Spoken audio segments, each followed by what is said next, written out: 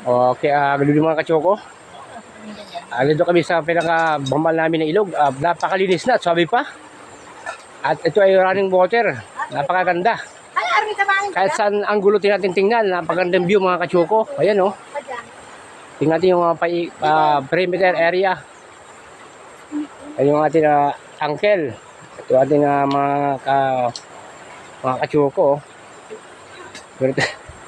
Ayan, yung ating pinaka-favorite na kamag-anak o si Patay ng Hukluban. Yui!